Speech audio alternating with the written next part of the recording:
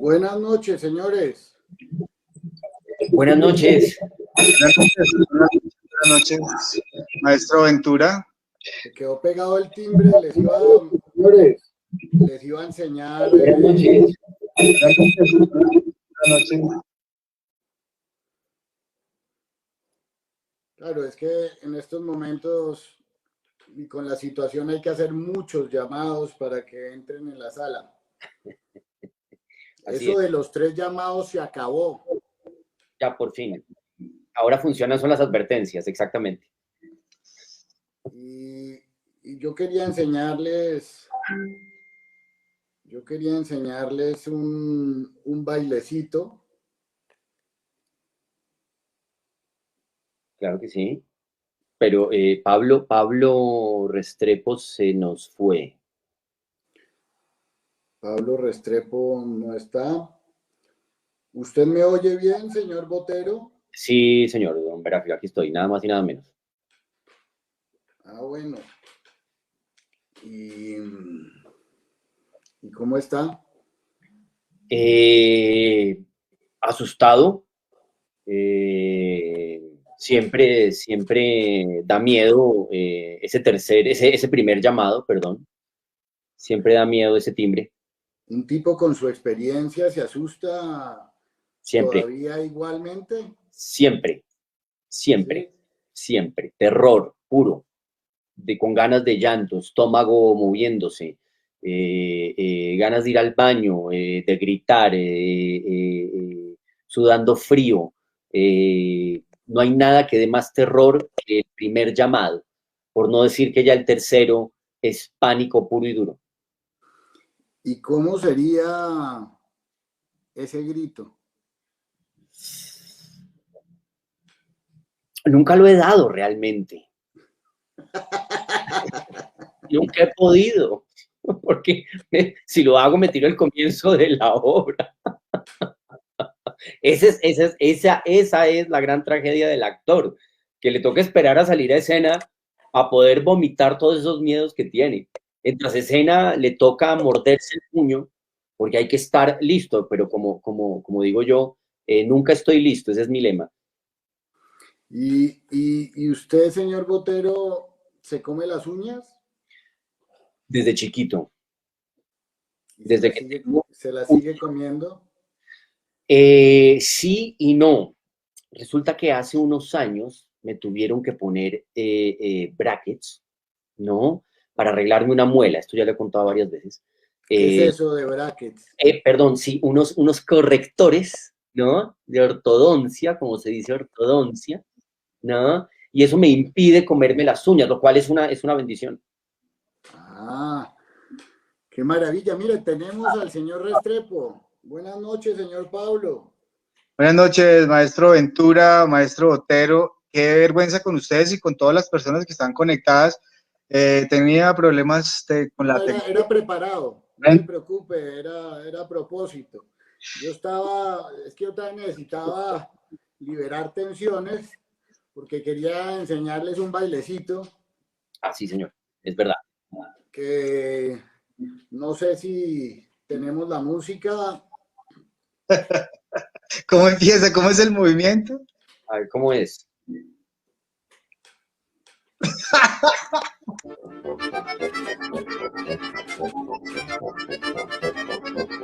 Tienen que acercarse a la cámara. Sí, sí. Ay, entonces la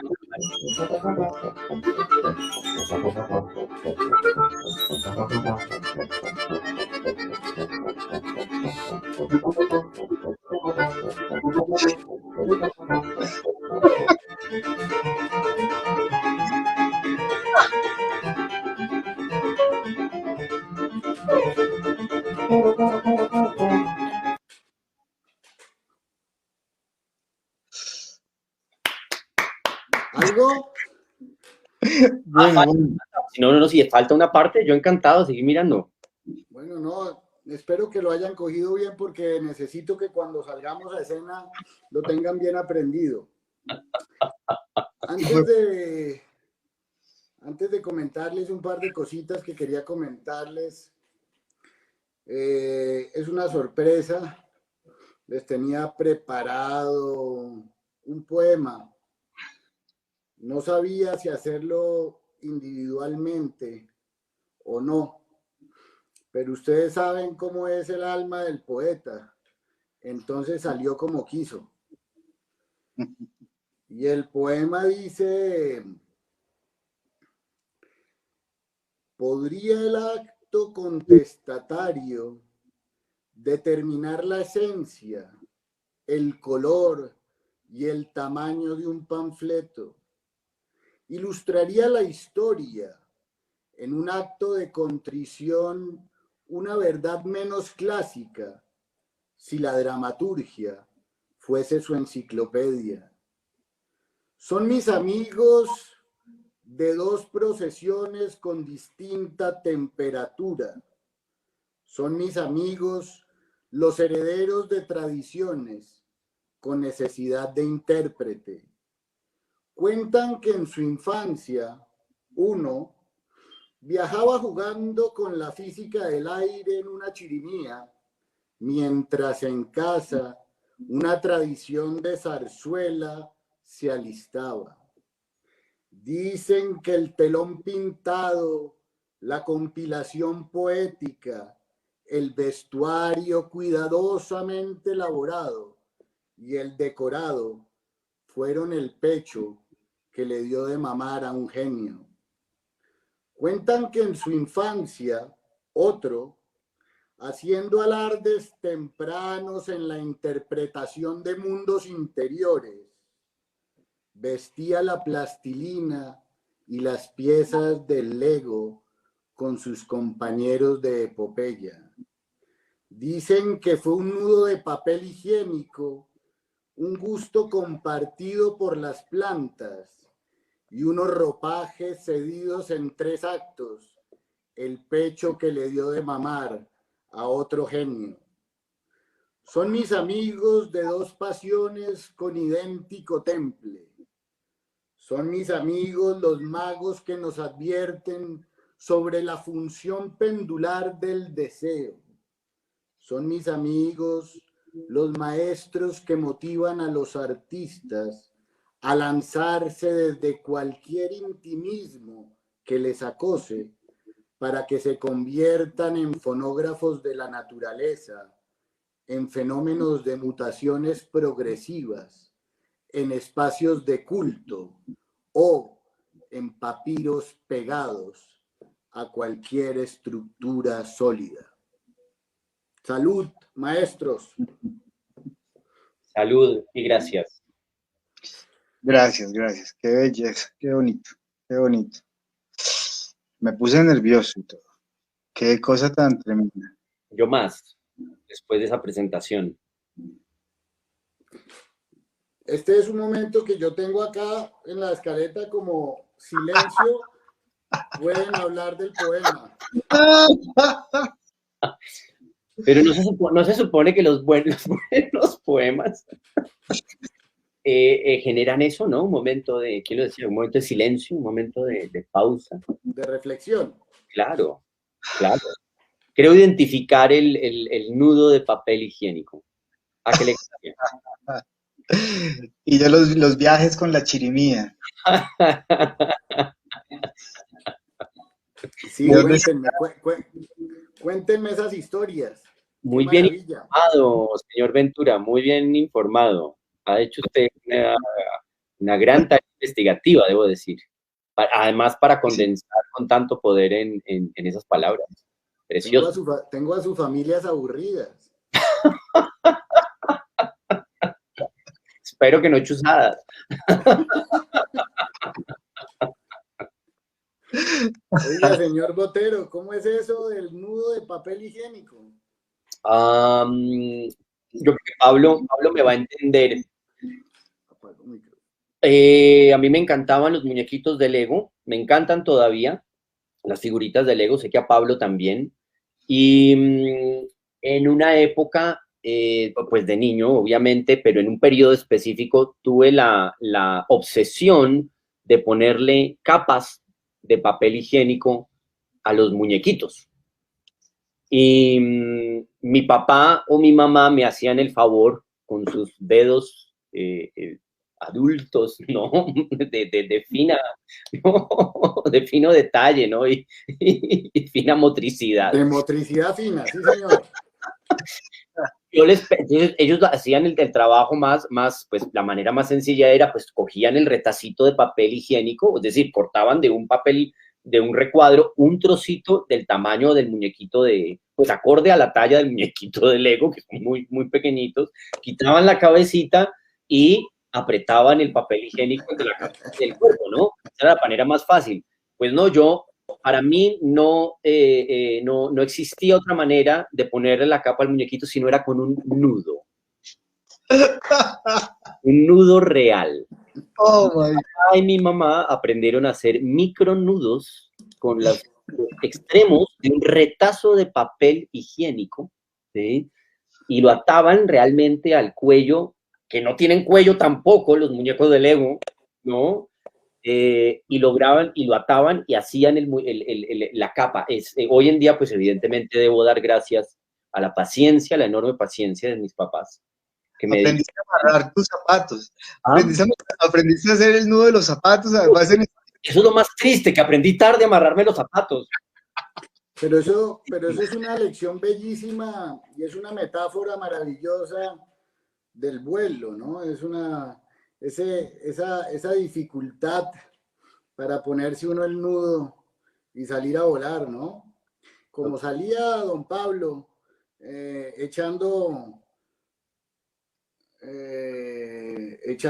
en algún algoritmo de un cilindro su respiración, ¿no? Sí, contaba con una mochila llena de flautas, tal cual, algunas las fabriqué, aprendí a hacerlo, tenía 10 años aproximadamente, y en el colegio donde yo estudiaba, en la ciudad de Cartago, yo nací en Popayán, pero viví en Cartago, ahí estudié en un colegio donde sus materias más importantes eran la música y la pintura, y había una agrupación de danza folclórica, y éramos 4 chicos de 10 años, 11 años, y éramos la chirimía. Entonces, sí, nos llevaban de paseíto, de paseo por el norte del valle, a Ibagué, a las fiestas de San Pedro y San Pablo, tocando, haciendo folclore. Claro, porque ibas a un conservatorio, ¿no? Sí, desde chiquito no me soportaban en la casa, de repente salía del colegio y me chuteaban de una a los 7 años en el conservatorio a estudiar solfeo y otras cosas después, pero inicialmente era ir allá a tan, voy, rapidito, voy, taque, y pepa, sí, recuerdo mucho ese tiempo. Y a la profesora Gloria. Oigan, una pregunta. Cuando ya les enseñé, digamos, cómo será el baile antes de que salgamos a escena, ¿no? Pero cuando termine el baile y salga a anunciar esta función... Pero hay que prepararse para el baile. Sí, ¿no? Pero ya cuando acabemos el baile, yo salga a anunciar esta función, porque yo soy el maestro de esta ceremonia.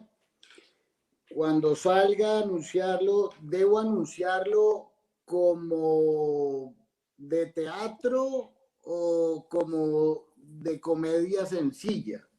Lo pregunto porque si ustedes me dicen que es de teatro, quisiera saber cuáles son los alardes tramoyísticos de esta función. Ahora bien, si es una comedia sencilla, tendríamos que hacer un decorado verbal, ¿no? Un decorado verbal. Sí, pero... Oh, por Dios. No, pero por lo menos para entrar en una situación, digamos, de compromiso desde la interpretación, porque pues el baile que nos mostró el maestro Veráfilo Ventura hace un momento no tenía letra, y era solo instrumental en la música. Y tiene una coreografía casi como con la cámara. Y veo que ya Felipe se empezó a maquillar y todo, entonces tengo que buscar también No, es maquillaje. que toca hacerlo, pero no me han dicho, Pablo, ¿lo presento como teatro o como comedia sencilla? Pues eso es como un entremés, ¿no? Porque vamos, eso es una cortina, ¿no? Es como un momentito chiquito, como preámbulo a la función, ¿sí? Es un número O sea, de clown, es un abrebocas. es un número de clown, un ¿No? abrebocas. ¿Abrebocas cómico? No, es una chirimía. Vale, ese maestro. No, me quedó, lo que me quedó muy claro es que ustedes solo me quieren para el baile y que después de No. presentar la cosa me van a dejar ahí entre bambalinas. Pues digo, entre bambalinas, aunque en realidad no sé bien qué es lo que significa eso. ¿Qué es esto de quedarse entre bambalinas? Pablo, Quedarse entre bambalinas es estar detrás, o sea, yo llego como espectador, cuando soy espectador, llego al teatro y me encuentro con un telón y otro teloncito más pequeño arriba y dos verticales, y el primero se llama bambalinón y el otro se llaman arlequines, el otro se llama telón de boca, y atrás están los actores tras bambalinas. O A sea, me eso va a tocar a mí quedarme entre bambalinas, ahí en un segundo plano. no, no, no, señor, no. no, eso no va a pasar, eso no va a suceder, No, no va a no. suceder jamás. No, no, no, no, no, no. Eso Vamos a no, estar juntos en la escena. no, no, no, no, no. No, aquí estamos, no, aquí estaremos Pues coreografía no la sabe. No, no, lo que pasa es que De hecho, mira, yo ya estoy Pablo tiene razón, y es que estamos siguiendo un... tarde para empezar a arreglarnos. Lo que Oiga, lo pasa es que que usted, Veráfilo, nos lleva ventaja realmente, nos lleva mucha ventaja porque ya está, bueno, está en su estilo, ¿no? yo soy así. No, por Yo eso, ¿no? soy. Y Yo, nosotros tenemos de alguna manera que acercarnos a esas maneras. O sea, Veráfilo, pero detrás de ese maquillaje, ¿quién se esconde? Porque, a ver, ahí se esconde el actor que interpreta a Veráfilo. no, aquí se esconde aquí se esconde es un tramoyista que además ya le pagó a los señores de los aplausos, al claqué. Gracias, Porque esto, los señores, esto no lo ve nadie. gracias, gracias. Es lo que todo actor quiere, y es que realmente alguien tenía que encargarse otra vez de ese trabajo, ¿no? Que es alquilar o a un aplauso automático o realmente contratar a un nutrido número de personas o a alguien que aplauda muy bien y muy fuerte, ¿no? Que contagie el aplauso, ¿no? Sí, Se ha perdido. yo tengo además me los traje. ¿Sí ven esto? ¡Wow! Se los he tratado de mostrar, pero ustedes no lo han No, querido no, no, ver. no, los he visto, yo sí los he visto y quería hacer el guiño antes, realmente feliz. Perdón que yo estoy tan informal, no me siento acorde a la ocasión. Y Estos los mandé a traer del castillo de Jin. ¿De dónde? De Jin. Es en Castilla-La Mancha, tierras del Quijote. A mí me los hacen allá. Ok. Pero eso son palabras mayores, mis respetos. Qué lujo. Sí, señores. Aquí en la Bueno, alquería, sí, también unos corqueras. Maestro Ventura, tú hablaste ahorita de la tramoya y que eres de la tramoya y que eres así. Es que justamente de donde usted viene nace la tramoya. sí, Nace esa maquinaria, esas cosas de la escena que están encima de nosotros. yo la verdad es que me lo aprendí para esto. Me aprendí palabras en general, me fui a una enciclopedia de palabras, pero en realidad no tengo ni idea. Ok. Era, era simplemente para que ustedes me ayudaran a explicar Claro que sí. realmente qué es lo que hay aquí detrás, lo que tenemos encima. Y lo que está aquí afuera de este camerino, de alguna manera, lo que nos espera allí al otro lado, donde esperamos muchas veces a que suenen esos tres timbres de los que hablábamos al principio, ¿no? Que Pablo, decíamos al principio, con Veráfilo me preguntaba, estábamos hablando de los tres timbres, ¿no? Y sonó el primero, ¿no? O sea, hablábamos que a mí personalmente ese primer timbre me produce terror. Y resulta que cuando uno cree que ha superado el miedo del primer timbre, suena el segundo.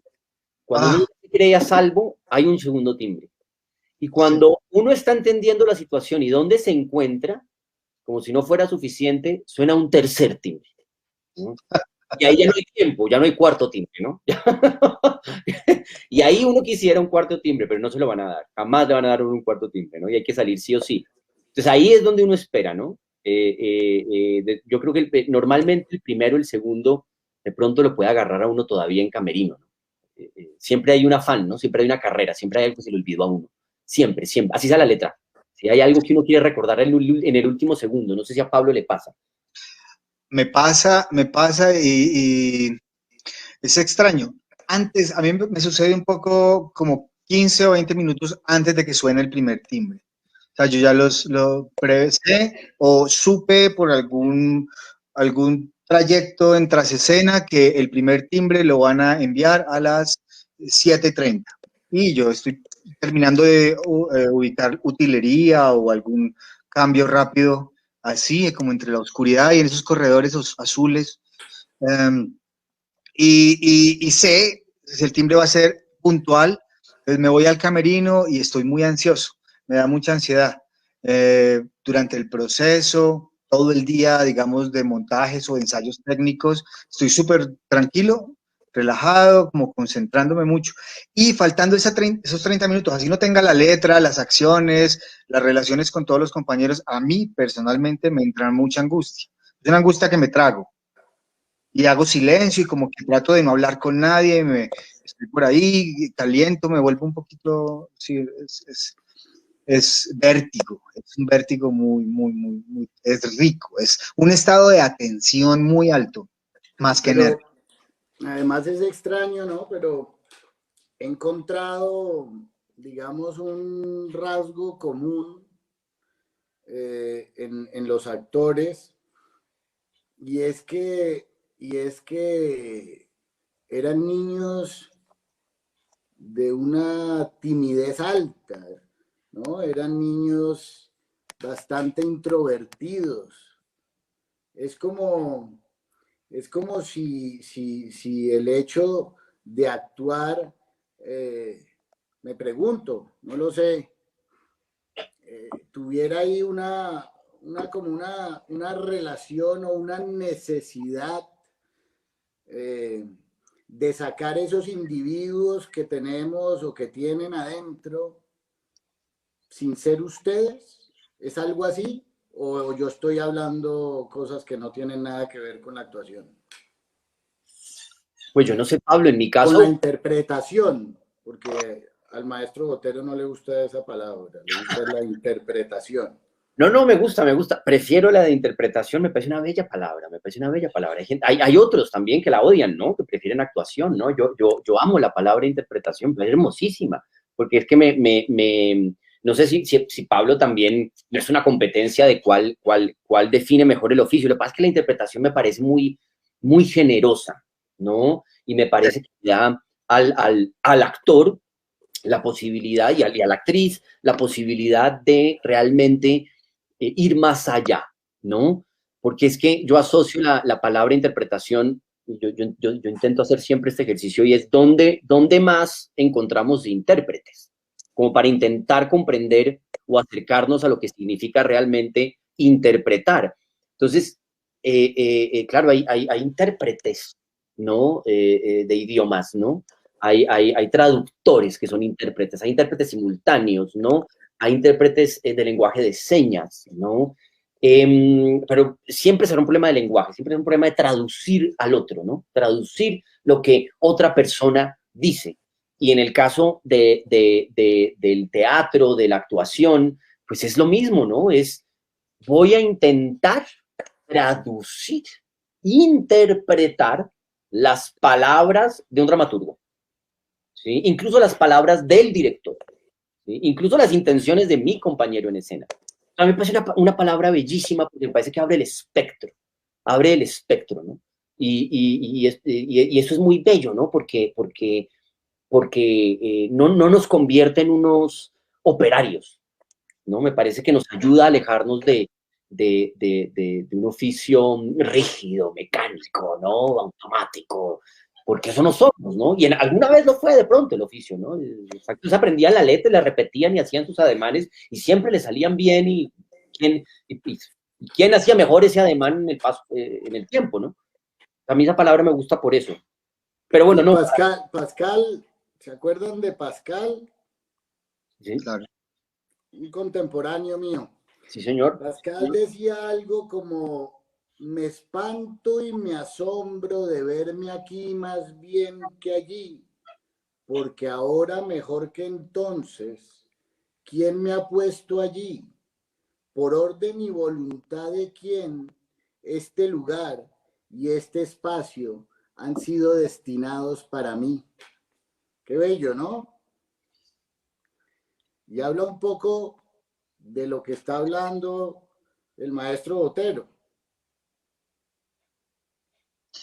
Yo estoy completamente de acuerdo con Felipe. Yo también utilizo mucho el término intérprete para referirme a diferentes actores en otros procesos, y cuando me refiero a ellos, digo, cuando los intérpretes lleguen, cuando vaya a llegar la compañía, entran los intérpretes a ensayo técnico. Por ejemplo, cuando estoy trabajando en algún rol de producción, en fin. Pero esa palabra intérprete, uno interpreta. Lo que dice Felipe es totalmente, yo estoy completamente de acuerdo. Sí, yo no sé, Pablo, ahora volviendo a lo que preguntaba Veráfilo. No está de acuerdo con Pascal. Yo no sé, Pablo, si una trasescena, acabamos de ser testigos de una trasescena, de un momento de trasescena. Pues es pensando que estamos maquillando. No, yo no sé, Pablo, yo sí fui un niño muy tímido, ¿sí? Y el teatro en el colegio me mostró otra cosa. Pero no es que quisiera ser actor desde el colegio, fue al final, ¿sí? Al final. Pero estar en una obra de teatro en el colegio sí fue revelador para un niño tan tímido como yo lo era, ¿sí? Era un niño aterradoramente tímido. No sé si es el mismo caso de Pablo, porque sé que, como narraba ahora, igual fue un niño mucho más extrovertido, ¿no? Mira que sí, es extraño que yo ni siquiera, el teatro estaba en mi casa, estaba mi familia haciendo teatro, digamos, mi familia, digamos, mis tíos abuelos, mi abuela, la casa de Popayán, solían tener como un stock muy amplio de trajes, pelucas. Qué maravilla. Porque mi bisabuelo, aparte de muchos oficios, tuvo una compañía de zarzuela y él declamaba y dirigía a algunas tías abuelas cantantes líricas o cantantes líricos. Y hablando de la familia Alzate Paredes, bueno, que son los abuelos de mi mamá. Entonces yo estaba cerca de la representación, ¿sí? De la interpretación, obviamente, de todos estos aires españoles con la zarzuela, y terminaban estas representaciones que técnicamente la hacían para la casa en alguna celebración, en fin, que yo presencié.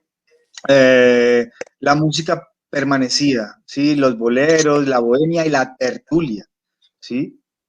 Entonces, la tuve cerca, pero yo sí fui muy tímido. O sea, yo fui muy tímido en el colegio. Yo, de hecho, nunca estuve en un grupo de teatro. Yo vine a conocer el teatro en serio ya grande. Yo iba a estudiar otra carrera. Yo estaba muy afín como con las artes plásticas, y por accidente me encuentro con el teatro. Y me enamoro del teatro. Pero era hablando de Del eso, teatro, pero conscientemente sabía que esto me iba a servir para mi timidez. Como que yo nunca me había atrevido a subir solo al escenario o a hablar fuerte, y y ya, entonces me enamoré de las historias, me enamoré de la historia del teatro y de estar ahí parado y de vivir otros personajes, como decía Pascal, ¿no? Como vivir otros, ¿no? Pero si son caminos inciertos los del actor, ¿no? Completamente diferentes siempre, ¿no? Y esa es otra cosa que ya se las he oído decir, pero me parece interesante porque Botero no ha dirigido, ¿verdad? No, señor. Pero Pablo sí ha dirigido. Claro. Sí he dirigido algunos ejercicios, bueno, un par de ejercicios, digamos, con actores profesionales y varios montajes académicos, sí, con mis estudiantes, con niños, con jóvenes, con universitarios, digamos que se han hecho acompañamientos y tal, pero con director con una propuesta estética y un tono, un lenguaje concreto, lo he tenido en tres oportunidades, sin mayor circulación, sí, pero con la añoranza de remontar y poder volver a mover esas obras que se les ha dedicado mucha cabeza, ¿no? Y pensamiento, tiempo, horas y de todo. Pero ustedes han trabajado juntos varias veces. Por supuesto.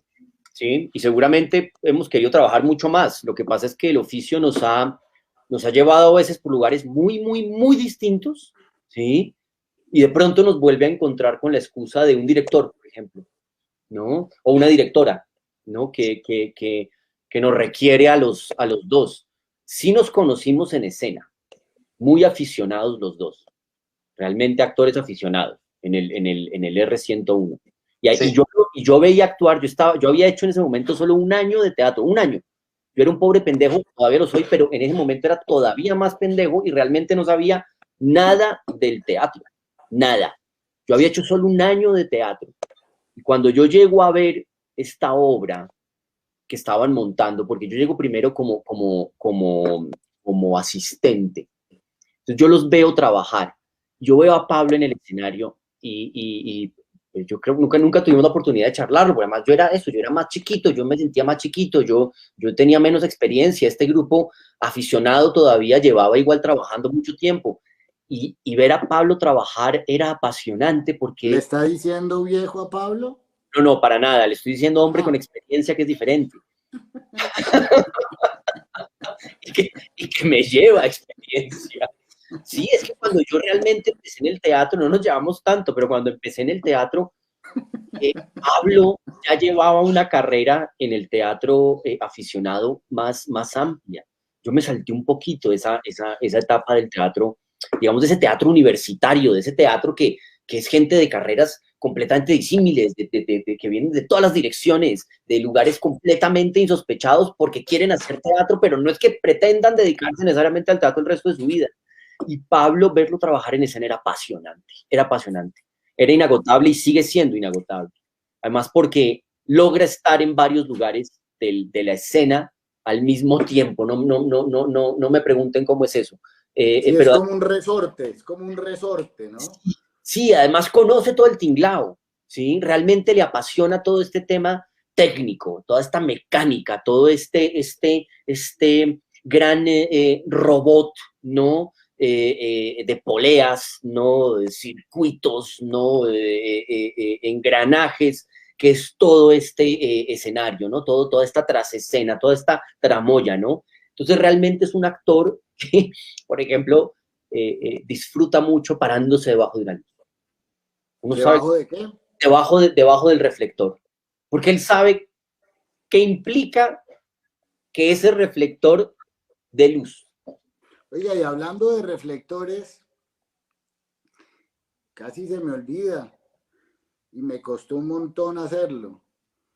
Quería mostrarles un videito.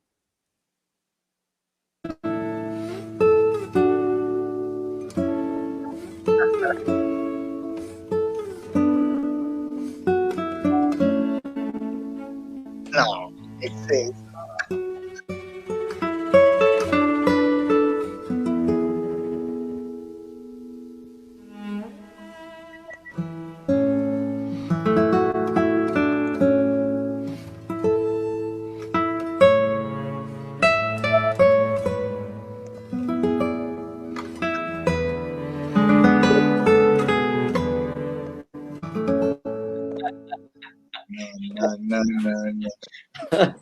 me va a correr el maquillaje. Sí, se me va a correr el maquillaje también.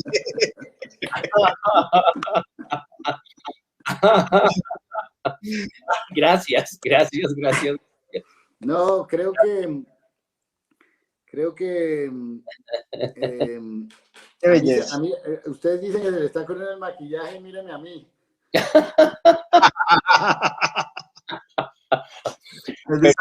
En el caso de Verápilo, eso implicaría una total desintegración. Cuidado. Hombre, el tema, hay una pregunta que nunca puedo responderme y que me preocupa además un montón. ¿Cómo se recupera la memoria perdida de las cosas?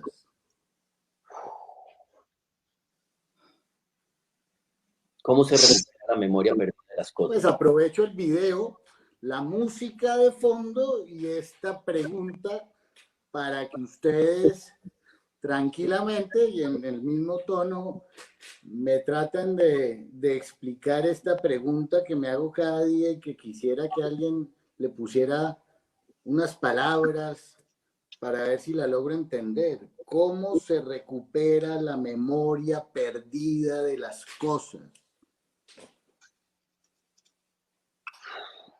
Yo creo que recordando la memoria perdida. Recordando, esa era la palabra. Perdónenme un segundo. Recordando. Gracias, ¿verdad? Es un verbo. Recordando. No, verá, Filo, no sea montador.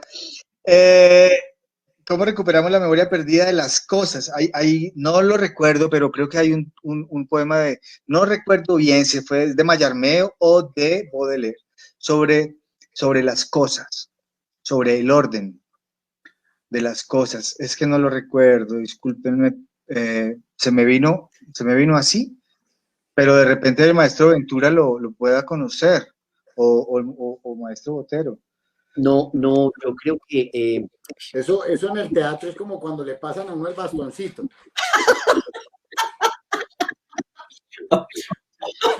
Todos olvidaron el pie, ¿no? ¿Qué línea sigue? Mírense a los ojos, corran detrás del otro, reconozcan bastón. Y No, yo creo que primero los objetos son los que sirven de ejercicio de memoria. Yo creo que los objetos sobreviven a las personas, al menos durante un tiempo, a veces durante un largo tiempo. Lo que pasa es que creo que a los seres humanos lo único que nos quedan son las palabras. Porque incluso cuando recordamos, como dice Pablo, para mí, yo intentando hacer este ejercicio, incluso como dice Pablo, el recordar implica elaborar un discurso, ¿no? Así sea mental, ¿no? Para intentar describir esa imagen, ese recuerdo.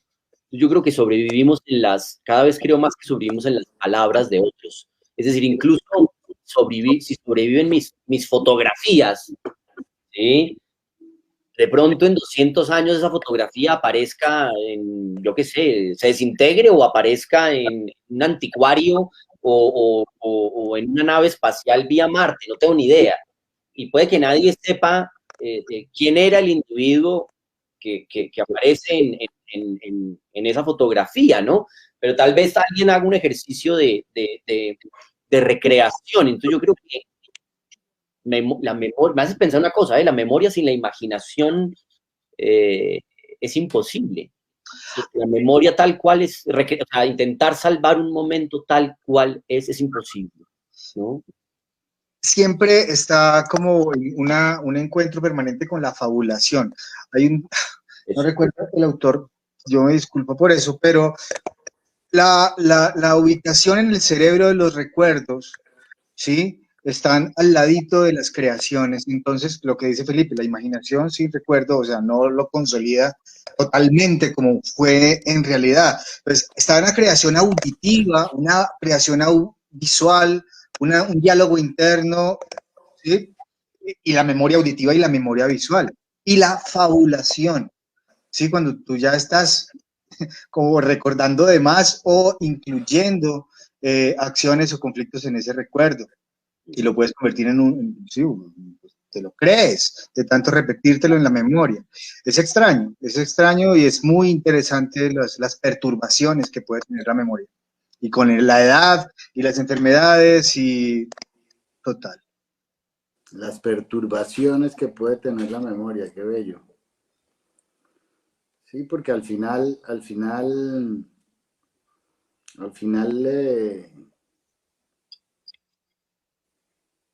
uno adapta los recuerdos sin memoria, ¿no? Es posible que sea una adaptación del recuerdo sin memoria. Creo que siempre, sí señor, creo que siempre adaptamos el recuerdo. Y hacemos nuestra mejor versión de ese recuerdo. Terrorífico, apasionante, ¿no? Dulce, romántico, hacemos nuestra mejor versión de ese recuerdo. Y hay algo que le robo a Felipe, en palabras de Felipe Botero, que ¿Cuál? siempre lo recuerdo, alguna vez dijo en un ensayo, o una vez que estaba dirigiéndonos en un ejercicio, dijo, tragedia más tiempo igual comedia. Y Pero esa frase me caló, sí, señor. Esa frase me era caló. así, pues parafraseando un poco, sí, tragedia más tiempo igual comedia, y se lo digo a mis alumnos, porque claro, hacen un drama de un machucón y fresco, mañana va a ser un drama y pasado mañana te vas a morir de la risa y va a ser una comedia. Esa fractura de omóplato, patinando, qué sé yo. Sí, sí, yo, no es mía, yo se lo vi por primera vez esa frase, se la leí a Woody Allen, tragedia más tiempo igual comedia. Tengo entendido, creo, ya de pronto alguien nos puede corregir, que ni siquiera es de él, ¿no? Pero creo que él es un gran exponente de eso. Y es cierto. Y es cierto, es decir, lo que hoy nos causa dolor, el día de mañana puede convertirse en una gran broma, incluso macabra, ¿no? Contra nosotros. El otro día que estuve con el maestro Jorge Cao le decía eso. Yo tampoco sé dónde lo leí, pero le decía eso. Le decía que posiblemente la mejor comedia puede terminar siendo una tragedia y la gran tragedia puede terminar siendo una gran comedia, ¿no? Así es. Así es. Pues como dicen. Oiga, y el maestro Botero, por cierto, tiene un montón de recuerdos porque usted ha actuado con...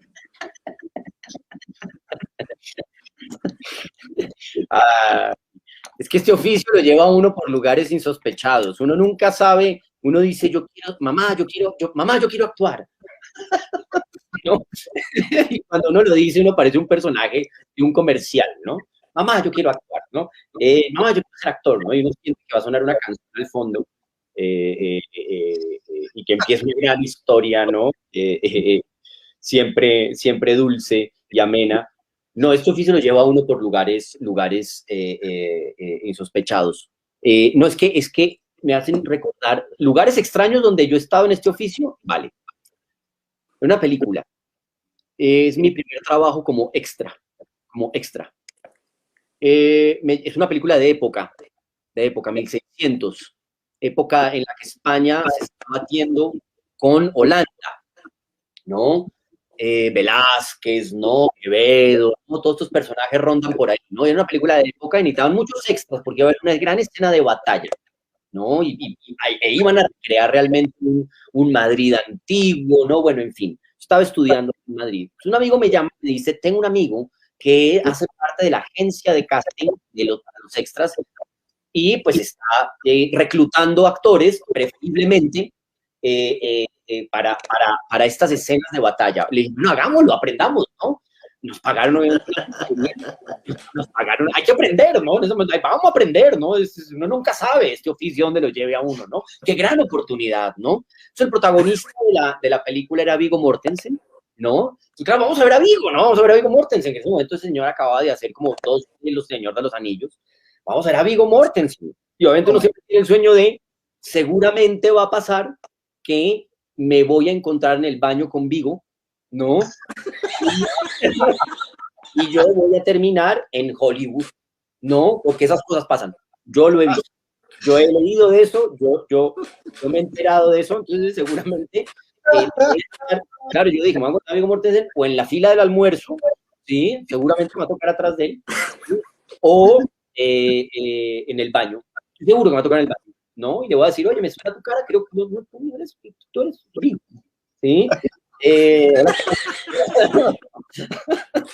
Claro, porque uno piensa que se tiene que parecer casual, ¿no? Tiene que parecer casual, no. Entonces, voy, y entonces efectivamente nos ponen, bueno, el viaje ya, esto era a las afueras de Madrid, en Úbeda, ¿no? Los cerros de Úbeda, como dice allá. Los cerros de Úbeda. Los cerros de Úbeda. Y era en Úbeda, en las planicies allá de Úbeda, se iba a rodar pero eso no es en Jaén. Sí, bueno, sí, era mucho más abajo. Cuando yo digo a las afueras es porque en ese momento, yo que era un estudiante con una mano adelante y una mano atrás, para mí, coger un bus, ¿no? Y que me sacaran de... Eso es el dicho, eso que eran los cerros de Úbeda, ¿sí, señor? Entonces nos llevan en un bus, eran como 3 buses de extras. Y había gente en esos buses realmente, o sea, profesional en ser extra. No se dedicaban a otra cosa en su vida que ser extra. Yo les oía las conversaciones. Era impresionante, vivían de ser extra. Entonces realmente es como, ¿y aquí qué eres? No, aquí soy soldado y no tal. No, vengo de hacer en serie policías. ¿Y tú? No, bueno, fui marinero ahogado ahora en una serie de un barco. Nunca me enteré, pero creo que nos fue bien. Bueno, estuve en el mar, ¿no? Nos llevaron tal y estuvimos ahogados un buen rato, pero bueno, bien, me fue bien, tal. Entonces, gente que realmente se queda a hacer extra. Entonces, yo con mi amigo, pues éramos una pareja muy divertida porque él era mucho más alto, es mucho más alto que yo. Además, muy, muy guapo, ¿no? Pelo, melena, ¿no? Yo ahí tenía el pelo largo, debo decirlo igual. Pero bueno, hacíamos una pareja muy divertida. Entonces llegamos, entonces lo primero que nos dijeron fue, ya nos habían pedido nuestras medidas. Nos entraron primero una carpa gigante, ¿no? Entonces nos entregaron un vestuario, este vestuario de cascos de carabela, ¿sí? Estos de carabela, ¿no? De metal. Nos entregaron el vestuario, yo salí con mi vestuario y me quedaba bien y dije, wow, un vestuario, qué bien, ¿no? Y un escudo, un chaleco de estos de coraza, pues de metal, pero era realmente como de un como de hojalata. Muy ligero. Hojalata, exactamente. Bueno, yo salí, y no tienen que pasar a la siguiente carpa, pantalón bombacho, bota de cuero alta, ¿no? Yo iba con mi casco, ¿no? ¿No? Me sientan en maquillaje y en maquillaje de pronto me dicen, bueno, te vamos a maquillar, quédate quieto, por favor. Y yo, wow, es la primera vez que me maquillan por una película, ¿no? De época, ¿no? Entonces tú eres soldado de ¿qué te dijeron que eres? Y le dije, piquero. Me dijeron que soy piquero. ¿Sí? No soy fusilero, soy piquero, ¿no? Entonces yo no tenía ni idea que era ser piquero. Yo no sé qué me habían dicho piquero. Y me miran, me ponen al espejo, me la giran, la maquilladora, y de pronto hace lo siguiente. Hay aquí un gran tarro de pintura artificial, ¿no? ¿Sí? Escoge primero y me pinta como con negro, ni siquiera me echa base, ¿no? Como con un negro me mancha la cara. Claro, este soldado está lleno de hollín, ¿no? Está en mitad de un campo de batalla. Yo voy entendiendo como, mira, qué interesante, mira cómo me están caracterizando. Y de pronto coge un pincel, coge el tarro de pintura de sangre artificial y hace así. Y en el espejo, efectivamente, 3 chorros de sangre y digo, claro, me hirieron, ¿no?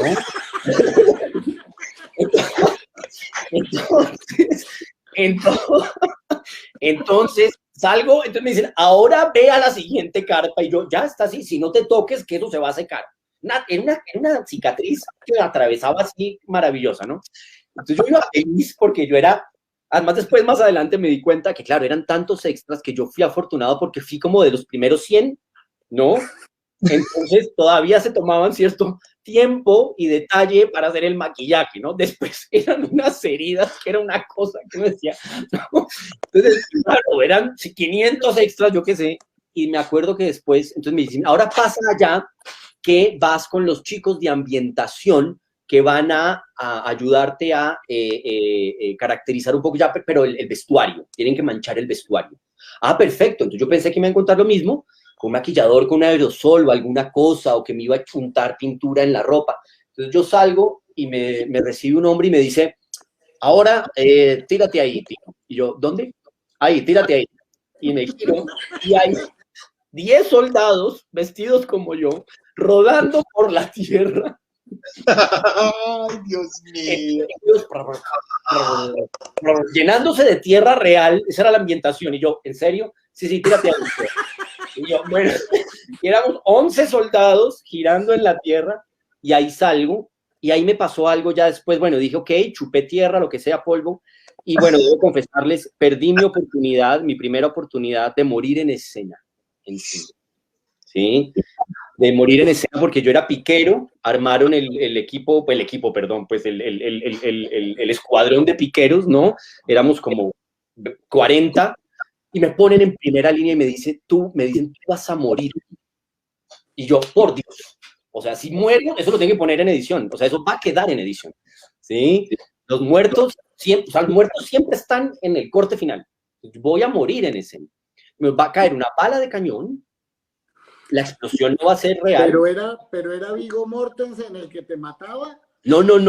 Se supone que yo hacía parte del ejército. O sea, no llegaste ni al baño. No, Viggo Mortensen pasa por allá a caballo, ¿no? O sea, me mataba. No, pero yo todavía tengo esperanza y digo, Viggo, en un rato nos vamos a ver, vas a ver. Nos vamos a ver, tú y yo vamos a conversar. Termina de montar a caballo, ¿sí? Yo guardo mi pica, ¿sí? Porque finalmente me entregan una pica como de 2 metros, que es un palo largo, porque son los piqueros, ¿sí? Y nada, cuando las picas estaban trucadas, para que a la acción había primero una explosión, nosotros teníamos que contar el tiempo, esperar una explosión que estaba marcada, que iba a detonar en el suelo, como si hubiera caído una bala de cañón, pero antes de que cayera esa, nosotros debíamos esperar un tiempo, porque se supone que otra bala de cañón rompía las picas, nos pasaba aquí por encima de las picas, y las picas se rompían en línea recta. Entonces a mí me dijeron, esperas a que las picas se rompan, esperas la explosión en el suelo, y con esa explosión es que tú te mueres, no con la que pasó arriba, la que te pasó arriba no te tocó. Ah, ok, perfecto. ¡Acción! ¡Pam! Me morí. Entonces, obviamente todas las picas trucadas, y yo me morí sin que hubiera pasado nada, ¿no? Ninguna explosión había caído en el suelo, ¿no? Había detonado en el suelo. Tocaba repetir la toma, porque tocaba volver a trucar las picas con el dispositivo electrónico para que se rompieran automáticamente todas. Pues yo me tiré una escena que seguramente costó algo de dinero. Me llamaron y me dijeron, ¿quién fue el que se murió antes? Todos los piqueros, mis compañeros no me apoyaron, me señalaron él. Le dije, pero ahora lo puedo hacer otra vez, lo puedo hacer bien, ¿no? Como si estuviéramos en teatro. No, yo lo puedo repetir. Y me dicen, atrás. Y me mandan a la última línea, todos más altos que yo, y perdí mi posibilidad de morir en escena por primera vez en el cine, y a Viggo Mortensen finalmente lo veo. Al final de 2 días de grabación como extras, mamados, nos entrega, después de una mamados. Horas, wow, No, mamados, acá destruida. una camiseta que dice, Capitana la triste, no hay dolor. Y ese es mi encuentro con Viggo Mortensen. Me entrega una camiseta y yo, vas Viggo. Y me voy con mi camiseta y adiós, Viggo. Y ya. Y se notaba que Viggo estaba mamado de entregar 300 camisetas a 300 extras. Hasta yo lo compadecí y dije, ¿pero qué ponen al protagonista a hacer esto? ¿Sí? O sea, no quise ni hablar con él, me dije, estás cansado, no te preocupes, hablamos después, no, dame tu teléfono y charlamos luego. Esa fue mi experiencia, lo más cercano que he estado a Hollywood. Perdón, Pablito, es real. Pablo, el señor Restrepo. Aquí estoy firme. Tremenda experiencia. ¿Cuál ha sido como Es real. su anécdota más maravillosa? Maravillosa, yo no, bueno, no sé, sí puedo. Se me viene a la mente una, ahora, no pensé que me ibas a preguntar algo similar. Una vez, nada, simplemente en una ópera estaba haciendo un personaje como actor. Accidentes, ¿no? Accidentes que suceden en escena. Hay varios, hay varios. A veces cuando hay mucha confianza con el elenco y ya la obra se ha rodado tantas veces, que uno empieza a jugar y a divertirse, a hacer incluso bromas internas, como esconderse la utilería o pasar cerca de un compañero actor y decirle, vamos, porque ya es la hora, sí, en función, y como, no, no es mi momento, todavía no. Sí, sí, como poner en pánico a compañeros dentro de escena, es la tunas de actores, digamos, jóvenes que todavía disfrutamos mucho con eso, entonces como que puede uno jugar en tras escena. Una vez tenía que destapar una champaña en una ópera, yo era un figurante, un personaje sin texto y sin canto ni nada, simplemente es como la acción, y en una traviata, y yo salgo al avance, al proscenio, lateral derecha, actor, y tengo la champaña lista, la he batido lo suficiente con el alambrito a un media vuelta para que salga disparado, y salgo yo, esto fue en la Traviata, una producción grande, con un elenco internacional coreano, en fin, el director de la orquesta era un coreano furioso, un tipo que solo decía, ¡Hon! ¡Hon! ¡Hon!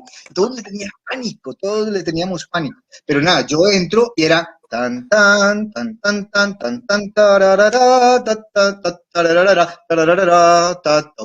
Hay un silencio, ahí hay un silencio de medio tiempo, y luego entra toda la orquesta. ¡Pra, pran, pran, pam, pam! En ese silencio de medio tiempo yo tenía que explotar el corcho, que saliera la espuma y yo empezar a servir champaña a todo el mundo. Y ese corcho ha salido disparado a la parrilla de luces, a la primer barra de luces, Uy, qué peligro. como un cañón. Ese sí casi mata a una orquesta porque ¡tac!, le pego a un reflector, y el portafiltros, que si alguien sabe de qué estoy hablando, son, Botero y Maestro Ventura, sí, son unas latas en aluminio que guardan los colores y están en el frente del reflector, y le pego a esto y este coso baja en un zigzag.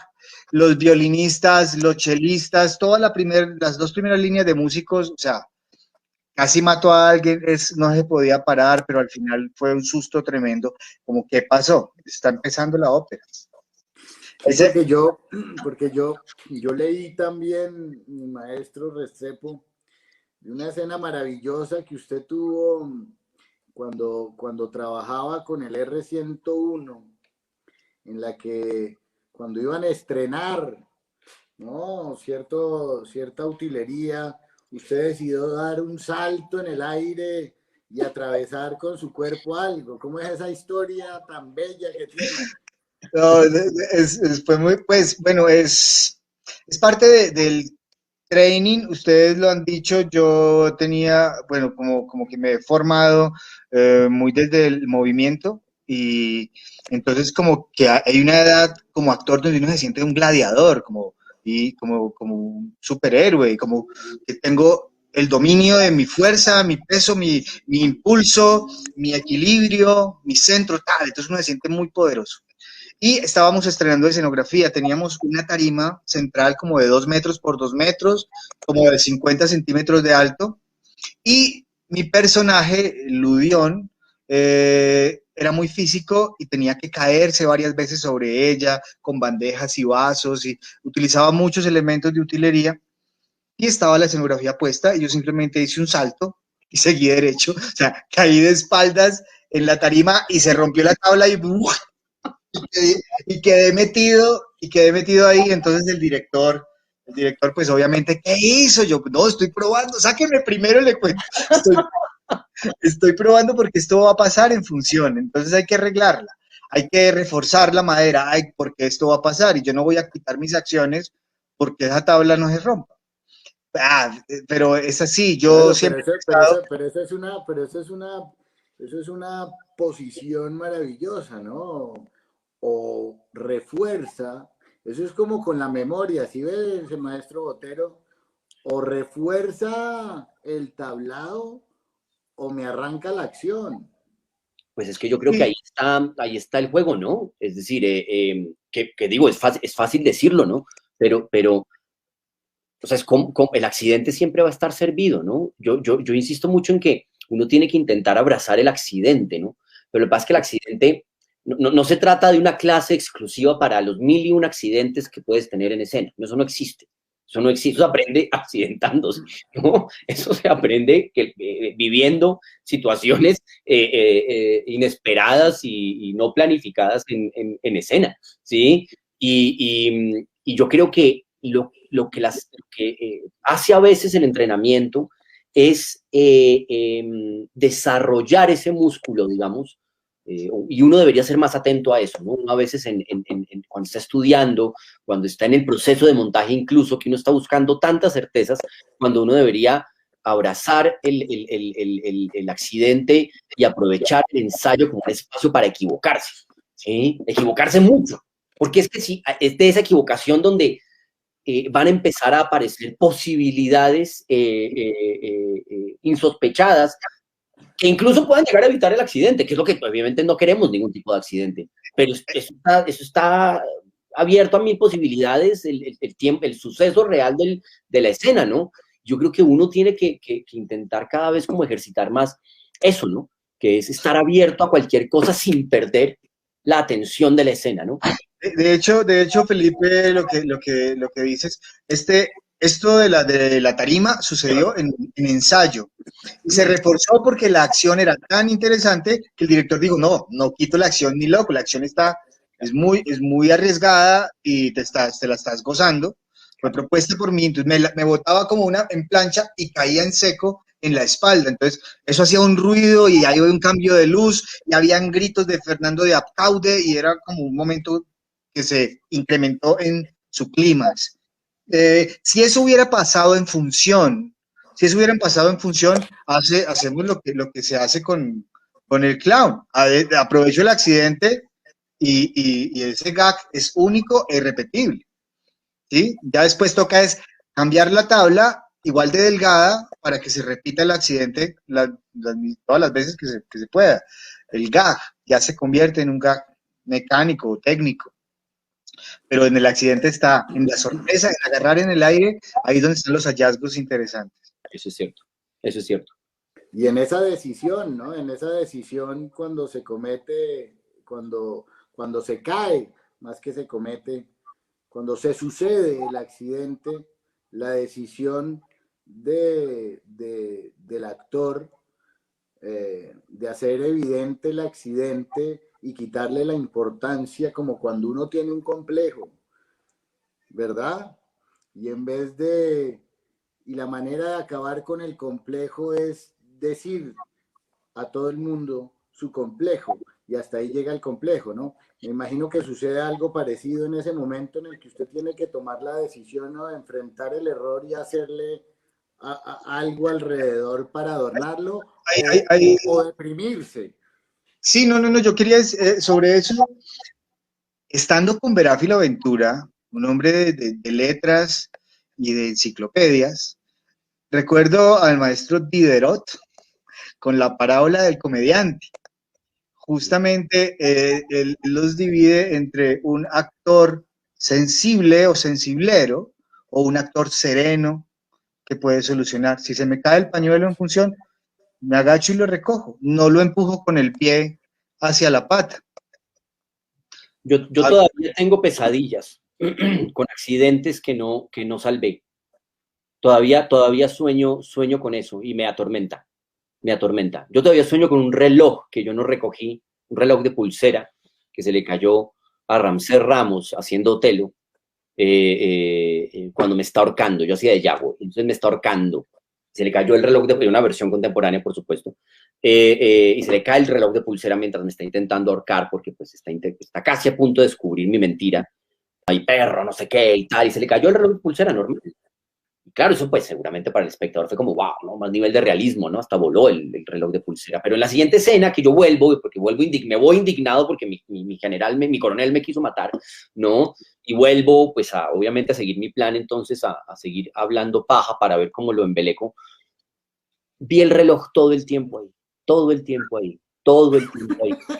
todo el tiempo el reloj en el suelo. Y lo peor es que para la escena, para el clímax de esa escena, que es este huevón que viene a pedir cacao otra vez, la mejor acción que podía parecer era coger el reloj y ponérselo a su coronel y decirle, mi coronel, ¿cómo es el reloj? ¿Sí? O sea, discúlpeme, no estoy diciendo, o sea, con el texto ponerle, hubiera quedado divino.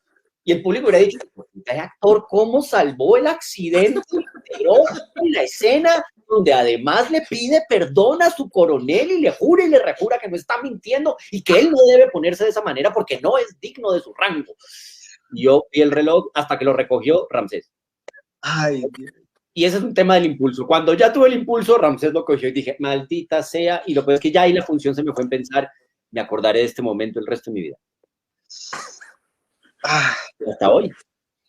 Qué bonito. Y Qué bonito. Accidentes hay, muchos. Recordé otro, que dejé sangre en el escenario. O sea, el director se le había ocurrido poner un retal de malla al lado de las patas y terminamos la función. Estoy hablando de El pájaro azul de Metterlink y yo era, ya ese momento de la obra al final, yo era como, no sé, Árbol 8 o era el zorro, no recuerdo. Y salimos para el aplauso, vamos todos en el blackout, escena final estábamos todos en una coreografía, salimos al aplauso y a las patas, perdón, entra la luz del aplauso y salimos a saludar. Y yo me encuentro de frente con esta malla metálica. Pucha, pongo los dedos y toda mi fuerza y mi impulso todo que se templa desde la tramoya y con mi fuerza yo me vuelvo a enderezar y quedo en posición para salir al aplauso. Pues pucha, pero fue muy doloroso. Llego al aplauso y me agacho, el piso era blanco y todos mis dedos estaban cortados, todos mis dedos, y había pues como sangre en el escenario y yo como... y todo el mundo, y toda la gente, ¡bravo! Nadie se, pues quedó un charco ahí de mucha sangre. Entonces era como, eso no puede pasar. Accidentes dramáticos que ahora son cómicos. Yo también, pero, sí. Sí, por eso ahora me río, pero sí, yo, ¿qué pasó? ¿La gente vio la sangre? Yo, ¿cómo así quién vio la sangre? La gente. Eso fue en el Teatro La Castellana, el nivel, digamos, de pronto sí la 10ª fila, alguien que con antiparras, pero no, son gotas, el piso blanco, seguro que sí. Sí. Sí. La sangre la vi yo ahí y me asusté mucho en el aplauso y salí de una al camerino, pues a las emergencias del teatro, pues para que me miraran bien y me limpiaran, porque es untado de maquillaje, polvo, tierra, todo lo que hay en escena. Hace ratito Veráfilo hablaba de toda esa maquinaria y Felipe lo nombra como ese gran robot que está atrás, esa oscuridad, caminar como un gato en la luz tan tenue y saber todo lo que hay allá atrás, o sea, las cuerdas, los contrapesos, las poleas, hay muchos peligros, hay trampas abiertas, hay huecos, el público no se alcanza a imaginar todas las cosas que tenemos en tras escena, sí, con lo que podemos hacer la magia de esa caja. Sí, por eso yo intentaba al principio como tratar de hablar un poco de esa trasescena, precisamente porque creo como espectador que hay una gran ignorancia con respecto al hecho teatral en sí, ¿sí? Como que uno va a ver una obra, pero como dice Pablo y como lo he oído decir en varias ocasiones, aunque el actor es necesario totalmente para el teatro, para que la magia exista, tiene que haber toda una armonía entre los luminotécnicos, entre toda la parte que hay detrás, que ellos son, como decía Pablo alguna vez, los que hacen que esa magia exista, ¿no? Desde el dramaturgo, es que es un equipo inmenso, desde que el que piensa la idea o la escribe en tiempo real con la compañía o la escribió hace muchos años, pero digamos que es como del staff, es el principal, ¿no? El texto, y luego quien piensa en todo, en la plástica, en la iluminación, en el sonido, en la composición, en la dirección, y hay un director general que tiene que tener en su cabeza su idea. Alguien, no recuerdo quién lo dijo, como que el teatro, no sé si esa frase también es de Felipe Botero, yo le robo muchas frases a Felipe, el director, el cine es del director, el teatro es del actor, la televisión es de la cámara. Entonces, nosotros como actores, pues tenemos que saber qué es un algodón, para que cuando lleguemos a los teatros y en ese casting, que de alguna manera los técnicos que viven ahí, que son los dueños de casa, se dan cuenta si uno sabe qué es un algodón o que, sí, que no existe la caja de murmullos, ni existen las llaves del telón de boca. ¿Mm? Conocer. Perdón, Pablo, Botero, ¿usted sí dijo esa frase o se quedó callado? Como No, que esa sí, frase pero tampoco no. es mía, Pablo me adjudica muchas frases, seguramente se las suyo a mí, pero no, yo soy un gran ladrón de frases, esa tampoco es Sí, mía. no, yo lo vi callado, Pablo decía esa frase No, otro, gracias, yo lo gracias, veía, yo lo veía diciendo, gracias. y si la dije, ¿qué? No, No me acuerdo. gracias ¿Qué? por la aclaración, gracias, porque es que no, corro el riesgo de que mañana, la verdad me voy a quedar callado para que a partir de nada, apenas cortáramos, se empezara a poner esas frases así, ¿no? Como Felipe Botero, ¿no?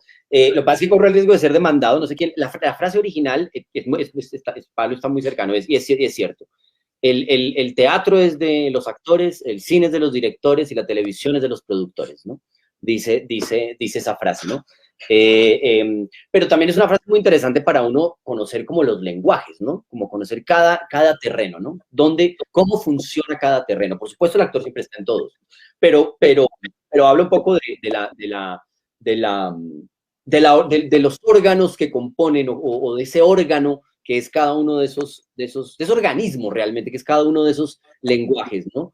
Y yo estoy de acuerdo con Pablo. El público en general no sabe todo lo que está pasando allá atrás. Y de eso se trata, ¿no? El público no tiene por qué saber todo lo que está sucediendo allá atrás. Hace poco yo hablaba con unos técnicos de un teatro, con parte del equipo técnico del teatro. Qué bello lo que contaban. Contaban unas cosas preciosas sobre cómo realmente ellos, cómo contaban, mira, aquí Felipe Cano nos corrige, nos corregía desde antes. Exactamente, como decíamos ahora, y la televisión es de los productores. Yo creo que narraban de una manera hermosa cómo viven ellos el espectáculo, cómo viven ellos la función. Y la regidora de ese teatro nos contaba, le preguntábamos cuál ha sido el momento más bello, le preguntaba cuál ha sido el momento más bello que has tenido sigue siendo un gran misterio para mí también. Que un momento precioso que la hizo a ella realmente detenerse en su accionar fue una coreografía literalmente de barras, ¿sí? Una coreografía de barras que bailaban y se movían ordenadamente con los bailarines y los intérpretes en escena. Y que ella vio eso porque oyó la música, habían visto el ensayo 1000 veces, los ensayos 1000 veces. Cuando ya llegó el momento de la función y empieza ella a ver esto desde una de las patas, ¿no? Mientras había 4 tramoyistas por un lado, 10 por el otro, unos corriendo, porque esa coreografía también invisible es hermosa. Ella tuvo que detenerse y ver esto, y ver que de alguna manera la mecánica de que estos hombres producían, ¿no? Corriendo, que al mismo tiempo era una coreografía, sincronizaba a la perfección con lo que estaban haciendo los intérpretes en escena. Y el público jamás se iba a enterar de eso. Jamás. El público solo ve un despliegue de luces y unos intérpretes danzando en escena. Me pareció hermoso esa confesión de esos seres que están siempre ocultos, ¿no? Son los técnicos ocultos y les agradecemos siempre, y sin embargo realmente no conocemos bien su trabajo. Por eso digo que Pablo es tan completo. Claro, Pablo está en esos 360 grados, ¿no? Porque Exacto. Pablo ha hecho... Sí. Yo quiero explicar por qué. Yo empecé a trabajar mucho con la técnica justamente como por el acercamiento a la plástica, a la escenografía. Entonces, si yo como escenógrafo no sé cómo se cuelga, o no sé cómo va a salir mi idea, mi sueño, pues me tocó estudiar un poco y entrar a, a dialogar con los técnicos, sobre todo con los técnicos viejos, los que han tenido festivales encima, han tenido temporadas largas con compañías internacionales y más nuestros técnicos que han aprendido sobre la carrera, sobre el tiempo, sobre una compañía de Alemania que llegó y se la pusieron en ese teatro y entender que esto se llama así, que esto se llama así, que lo traen de allá, porque allá hay industria. En Europa, en Estados Unidos, hay una industria teatral consolidada, donde vas a la esquina, así como aquí vas a un almacén a comprar leche, allá van a un almacén a comprar un fel, una bombilla especializada. En Nueva York puedes ir a una tienda teatral a comprar un telón. Sí, así, a la carrera, hoy tengo aquí 20 millones de pesos, necesito ya un ciclorama rápido porque va a empezar la función, voy y lo cuelgo. Acá no, aquí toca importarlo, en fin. Dialogar con los técnicos y sobre todo con los técnicos viejos le abre a uno una cantidad de conceptos de ellos, como lo romántico que pueden llegar a ser, lo atesoradas que tienen sus experiencias con muchos géneros, vamos, que no se casan con, y son críticos y son bien duros, y eso es como, me pareció una mierda o no, o divino, o hermoso. Venga, tomémonos un tintico para celebrar. Qué belleza de función. Y yo he trabajado como productor y como escenógrafo en muchos proyectos y he tenido que estar pues, atrás y adelante, ¿sí? Y disfruto cada vez, cuando estoy adelante, disfruto mucho saber qué está pasando, por dónde pasa la cuerda y que no me va a caer nada encima.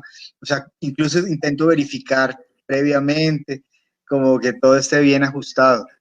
Es un momento, o sea, estar ahí atrás es muy bonito y Oiga, verlos trabajar. yo no sé ustedes cómo van, pero están pronto a llamarnos, está pronto a sonar el tercer timbre. Miedo me da.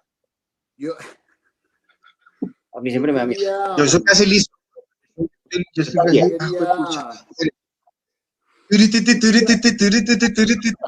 quería, Qué miedo. a mí me parece, regresando un poco a otras cosas, que está viendo como un resurgimiento de esos personajes del teatro griego llamado Memoriones, pues que en esta peste que nos, que nos Okay. tiene atrapados, ¿verdad?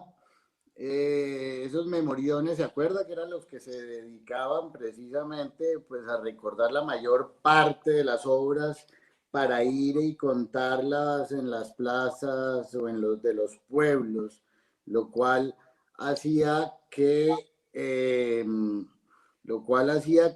la gente dejara de ir al teatro. Creo que ¿qué creen ustedes? Es de pronto el momento, o mejor dicho, están sus creaciones a buen recaudo, eh, a salvo de esos memoriones, o nos va a tocar ir a verlos y seguimos en esta situación, nos va a tocar es tomarnos a nosotros las plazas de los pueblos antes de que se adelanten. No sé si me expliqué. Estoy intentando traducir. Creo que va a tocar también, yo creo que va a tocar, mira, ya están, No, es que yo también me pongo antes del último timbre, me pongo muy nervioso. ya casi, ya casi, ya casi. Venga, no, yo siento se están abriendo las salas convencionales, pero es que el teatro puede suceder en todas partes. Sí, lo mejor del teatro es que se puede hacer en cualquier parte, incluso en un teatro, ¿sí? O chévere, esto creo que es de Cristóbal Peláez, decía como que lo bueno de ser actor es que cualquiera puede actuar, incluso los actores.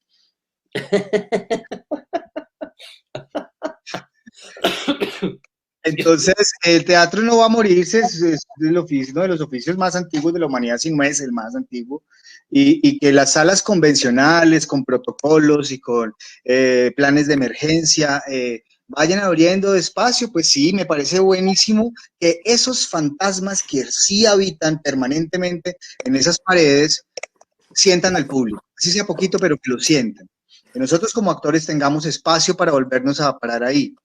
Pero el teatro hay que aprenderlo a hacer en todas partes nuevamente, volver como a los orígenes.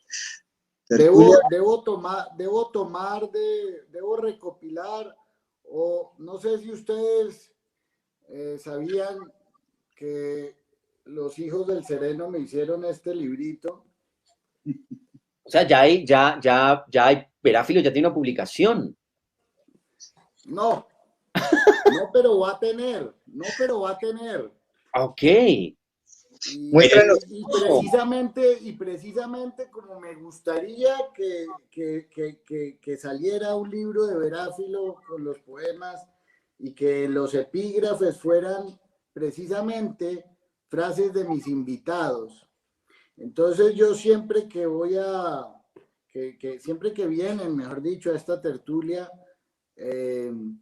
me dicen alguna frase, alguna imagen, algún párrafo, algo que haya de recordarse en este libro. Me acordé de un chiste, que venía a decirle enano tan gordo. Cabe un Tampoco chiste. me expresé No. bien. O sea, Alguna frase, imagen, párrafo, cita que ustedes crean que de alguna manera los ronda en su vida, o que les cambió, o que deba estar acá. no sé si Botero. no es mía, repito, robo muchas frases. ¿Sí? No creo que yo haya construido muchas frases o sea, mías realmente de mi autoría, no, no, no. De mi maestro, de mi maestro. Creo que yo he ido parafraseando, ¿no? Y lo he ido entendiendo cada vez más. No lo entendía cuando estaba en clase estudiando con él. El arte no va a salvar el mundo, ¿sí? Pero me puede salvar a mí.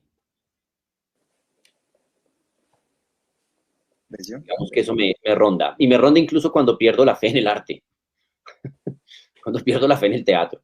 Pero no está mal extrañar el teatro también de vez en cuando e incluso odiarlo, porque el cariño vuelve igual. ¿Sí? Y además uno critica lo que ama, ¿no? Correcto. Don Pablo. Equilibrio. Lógica y fantástica. O fantástica y lógica.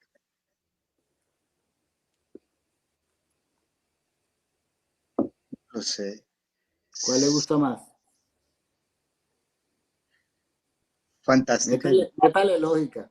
y fantástica. No, no importa. No importa. No importa. Creo que está primero la fantástica. Creo que primero está la fantástica. Siempre tenemos que nos divertimos haciendo lo que nos gusta, ¿sí? Y luego hay que fijarlo y luego repetirlo tantas veces. Y para que no nos aburramos, tenemos que encontrar dentro de esa fantástica dónde está el punto lógico, para que es como el que ¡ting! Te bota otra vez la chispa para arriba. Y hablando de esa palabra fantástica, quiero nuevamente, lo he hecho de todas las maneras, pero quiero nuevamente darles las gracias por acompañarme esta noche. Es realmente para mí fantástico tener no solo a dos tipos que realmente considero unos monstruos, unos genios en sus ámbitos, sino que tengo el placer de tener aquí a dos seres humanos de los que se puede aprender cada día miles y miles y miles de cosas. Muchas gracias por existir, maestros. Muchas gracias por esta lección. Me da pena Pena en términos españoles, me da tristeza que esto no pueda extenderse mucho más, pero haremos otras, haremos otras. Muchas gracias por acompañarme y espero que ahorita que salgamos a escena, porque yo sé que en el fondo, y no en el fondo, en la base de ustedes, está la ilusión de que cuando este telón del teatro de papel creado por Pablo Restrepo se abra, estén realmente al frente de su público agradeciendo su presencia.